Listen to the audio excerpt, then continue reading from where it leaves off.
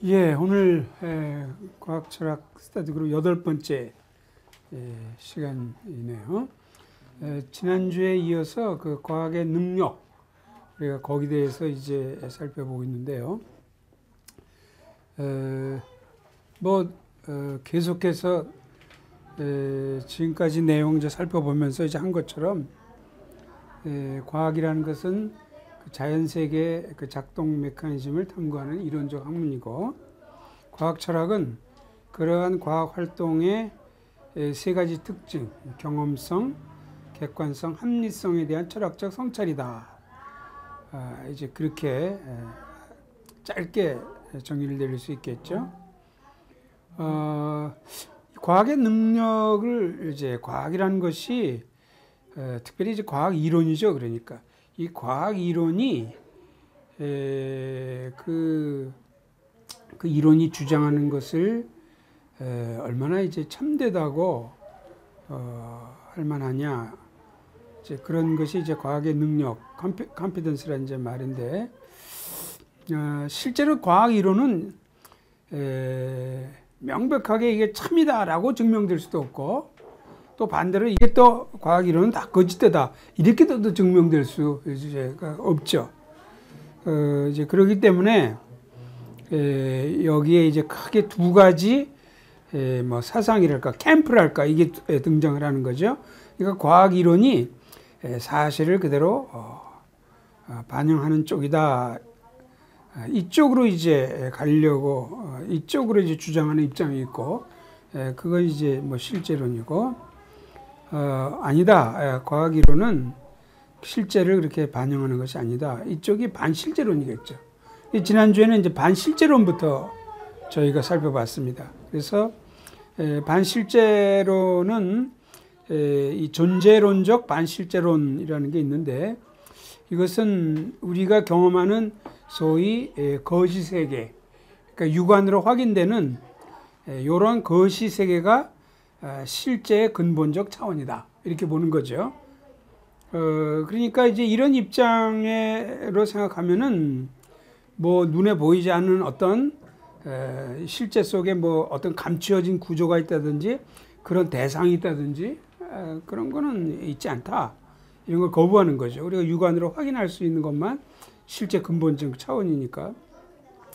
또 한 가지의 그 흐름은 존재론적 반실제론 가운데 소위 그런 그 서브 애토믹 레벨에 존재하는 뭐 쿼크라든가 뭐 전자라든가 뭐 이런 것들이 실제할 수도 있겠다 이거예요. 그렇지만 그 실제할 수 있다고 얘기하는 결국 우리 인간이 마음으로 만들어냈기 때문에 일종의 관념론이죠. 그래서 실체하는 것처럼 그렇게 보이는 것이다. 뭐 이런 식으로 이제 주장하는 반실제론자들도 이제 있습니다. 그러나 이제 또 한 가지 이제 그 언어적 반실제론자들은 이 용어, 그러니까 이제 과학 이론을 주장을 하려면 어떤 용어를 채택해야 되지 않습니까? 또 어떤 원리를 도입해야 되고. 근데 이런 것들이 실제 관찰 결과를 설명하는 용어로 정의될 때만 정당하다. 그렇지 않은 것들은 실제하는 것이 아니다. 그래서 상당히 많은 이러한 그 이론적 용어라 이런 것은 말하자면 평균 인간이라는, 즉 average person이라는 것, 한국의 평균 그 성인에 의하면은 뭐 이런 식으로 할 때 실제 그 평균 성인이라는 것이 존재하는 게 아니잖아요. 실제 그 대상이 거기 있는 건 이제 아니죠. 어떤 현상을 납득하기 좋게 설명하고.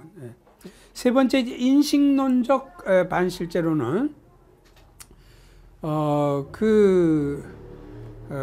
뭐 이론적 진술이 참이냐 거짓이냐 그런 것도 얘기할 수 있을지 모르고, 또 이론적 그런 용어들이 실제 사물을 지시할 가능성도 뭐 그것조차 부인하고 싶지는 않다. 그러나 우리 인간의 인식론적 한계 때문에 인간이 만들어낸 과학 이론은 참이 될 가능성이 굉장히 너무 낮다. 그러한 인간의 인신적 진리가 정말 실제 어떤 것들을 발견할 만한 방법을 갖는다는 것도 이건 거의 힘들다. 일종의 이론적 회의주의죠. 이런 이제 반실제론도 있습니다. 그래서 존재론적 반실제론, 언어적 반실제론, 인식론적 반실제론이 이제 갈래들인데, 이 반실제론은 결국 한 최소 두 가지 문제점 때문에 오늘날 과학 철학자들이 이제 주류로 이제 받아들이는 입장은 되지 않습니다. 이러한 반실제론의 문제점은 이제 이게 상식적인 과학관에 어긋난다는 거죠. 이런 반실제론에 의하면 이 과학은 어떤 설명력을 이제 가져야 되는데, 이런 반실제론에 의하면 과학이 아무런 설명을 갖지 못하게 되죠. 그러니까 여기에 이제 어긋난다.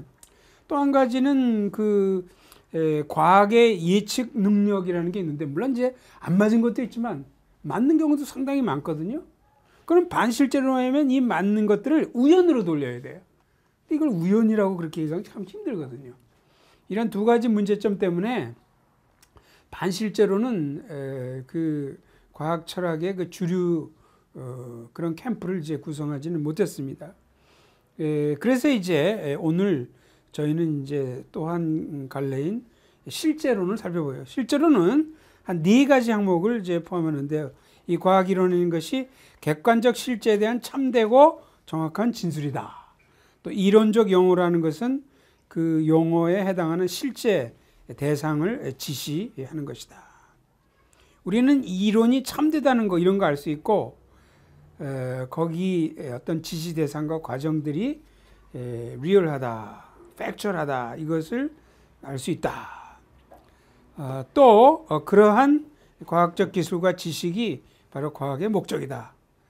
이걸 인정하는 네 가지 사항을 인정하는 것이 보통 실제론이다. 이제 그렇게 이야기할 수 있습니다. 실제론도 크게 보면 역시 그 안에 이제 두 가지 이론, 강경한 실제론과 온건한 실제론으로 나눠집니다. 이제 책에는 엄밀한 실제론 이렇게 되어 있는데, 제가 좀 강경한 실제론으로 바꿨습니다. hard, soft란 말 자체가 좀 그렇기 때문에 강경한 실제론은 아주 극단적으로 이제 주장하는 것인데, 이 자체에 이제 몇 가지 이제 문제들이 나타나죠. 예를 들면은 과거에 많은 과학 이론들이 거짓으로 드러났거든요. 그러면 오늘날 지금 주장한다 할지라도 나중에 거짓으로 드러날 수도 있거든요. 그러니까 이런 또 그 과학 이론의 수립에 주관적이고 인간적 요소들이 이제 많이 이제 나타난다면, 우리가 사고한다든지 지각한다든지 이론하는데 영향을 준다면은 강경한 실제론하고는 이제 맞지가 않는 거죠.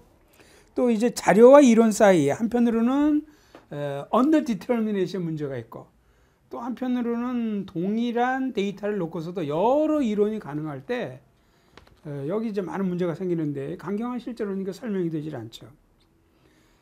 또 이제 어쩌다가 어떤 이론이 맞았다 할지라도 이것을 어떻게 정당화하느냐 이제 문제가 있기 때문에 강경한 실제론은 실제론자들 가운데 아주 마이너리티, 소수 입장이 지나지 않습니다. 그러면 결국 이제 온전한 실제론이 이제 득세하게 되는데, 여기에도 제한된 실제론, 또 은유적 실제론, 근사적 진리, 이런 입장들이 있고, 그 책의 내용에 따라서 이제 살펴보게 되죠. 결국은 이제 과학 이론이 이제 확증을 이제 어떻게 하느냐, 이 이슈와 연관되어 있기 때문에 마지막에 실제론자들은 이것과 씨름을 해야만 됩니다. 거기에 대한 내용이 쭉 전개되고 있습니다. 예, 이상입니다.